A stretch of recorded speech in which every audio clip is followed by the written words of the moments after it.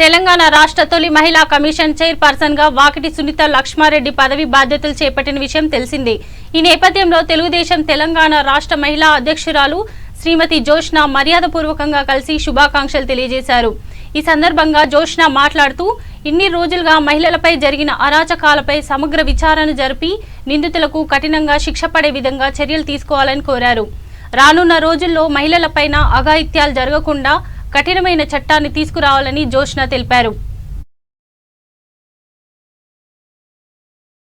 కొత్తగా ఫామ్ అయినటువంటి మహిళా కమిషన్ చైర్పర్సన్ గారిని అపాయింట్ అయినటువంటి చైర్పర్సన్ గారు సునీత లక్ష్మారెడ్డి గారిని వాళ్ళ రోజున తెలంగాణ తెలుగు మహిళా బృందం కలిసి ఒక వినతిపత్రం ఇవ్వడం జరిగింది. తెలంగాణ తెలుగు మహిళ చేసిన పోరాట ఫలితంగా వాళ్ళ రోజున ఏదైతే కమిషన్ ఒక చైర్పర్సన్ అపాయింట్ చేశారో మేడంని వాళ్ళు కలిసి రాష్ట్రంలో మహిళల మీద జరుగుతున్నటువంటి అఘాయిత్యాలు, మహిళల మీద జరుగుతున్నటువంటి దురాగతాలు వెంటనే వాటి మీద స్పందించి ఇన్ని రోజులుగా అంటే తెలంగాణ ఫామ్ అయినాక గత 7 సంవత్సరాల నుంచి కూడా కమిషన్ లేదు అని చెప్పి మేము పోరాటం చేస్తూనే ఉన్నాము. ఇన్ఫ్యాక్ట్ 2018లో త్రిపురాణ గారి టర్మ్ అయిపోయిన తర్వాత అసలు చైర్పర్సన్ని కూడా పెట్టకుండా ఇన్ని రోజులు ఒక రకమైనటువంటి కాలక్షేపణ చేసినటువంటి ఈ ప్రభుత్వాన్ని మేము రిక్వెస్ట్ చేసుకుంటాం, మేము ధర్నాలు చేసుకుంటాం. అన్నీ చేసిన తర్వాత కోర్టు కూడా ముట్టిన తర్వాత ఇవాళ రోజున ఒక మహిళా కమిషన్కి ఒక చైర్పర్సన్ అపాయింట్ చేసింది.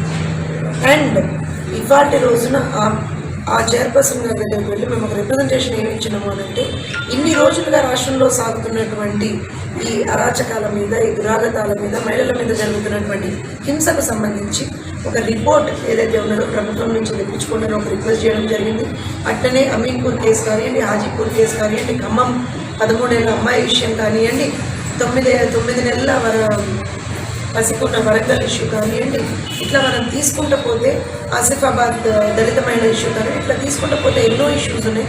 వాటన్నిటికీ సంబంధించి ఒక సమగ్ర ఒక విచారణ చేపట్టి నిందితుల్ని అతి త్వరలో ఎంత వెంటనే వీలైతే వెంటనే అరెస్ట్ చేసి వాళ్ళని శిక్షించాల్సినటువంటి అవసరం ఉందనే విషయం కూడా కమిషన్ దృష్టికి తీసుకెళ్ళడం జరిగింది. అట్లనే రాష్ట్రం ఇవాళ రోజున దేశం యావత్తు తీసుకుంటే తెలంగాణ రాష్ట్రం జెండర్ ఈక్వాలిటీలో లాస్ట్ పొజిషన్లో ఉన్నది. ఫీమేల్ లిటరసీలో మనం లాస్ట్ నుంచి 2వ స్థానంలో ఉన్నాం. సో ఇలా మనం కనుక చూసుకుంటే ప్రతి రంగంలో కూడా మహిళ అనేటువంటిది తెలంగాణలో ఉన్నటువంటి మహిళలు వెనకడుగు వేస్తున్నారు, వెనకంజలో ఉన్నారు. ఆ విషయాలన్నిటి కూడా ఇవాళ మహిళా కమిషన్ దృష్టికి తీసుకెళ్ళడం జరిగింది. అది కూడా సానుకూలంగా స్పందించింది. ఖచ్చితంగా అందరూ కలిసి ఇవాళ రోజున ఒక ఉమ్మడిగా మహిళల్ని రక్షించుకోవాల్సినటువంటి బాధ్యత తెలంగాణ రాష్ట్రంలో ఉన్నటువంటి ఆడపిల్లల్ని మనం కాపాడుకోవాల్సినటువంటి బాధ్యత ఉందనే విషయం చాలా క్లియర్గా చెప్పుకోవడం జరిగింది. వీటన్నిటినీ కూడా చైర్పర్సన్ గారి దృష్టికి మేము తీసుకుపోయినాము.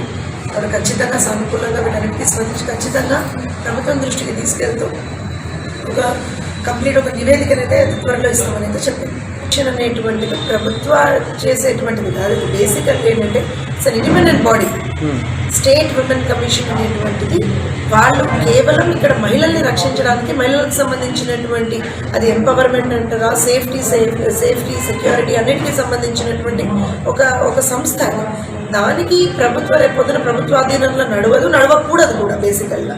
సో ఖచ్చితంగా ఎక్కడెక్కడైతే ప్రభుత్వం విఫలం చెందుతుందో వాటన్నిటిని కూడా మేము కమిషన్ దృష్టికి ఇప్పుడు ఎట్లయితే పోరాటం చేసి ఒక కమిషన్ని మేము సాధించుకున్నాము తెలుగు మహిళలుగా, ఖచ్చితంగా రేపు పొద్దున్న కమిషన్ కూడా కరెక్ట్గా పనిచేయకపోతే ఖచ్చితంగా అక్కడ కూడా మా పోరాటం సాగిస్తూనే ఉంటాం. తెలంగాణలో ఉన్నటువంటి మహిళలకి, ఆడపిల్లలకి రక్షణగా వాళ్ళకు ఉండేటువంటి ఒక ఏకైక ఆయుధంగా ఎప్పుడూ కూడా తెలంగాణ తెలుగు మహిళ ఎప్పుడూ పనిచేస్తూనే ఉంటాం.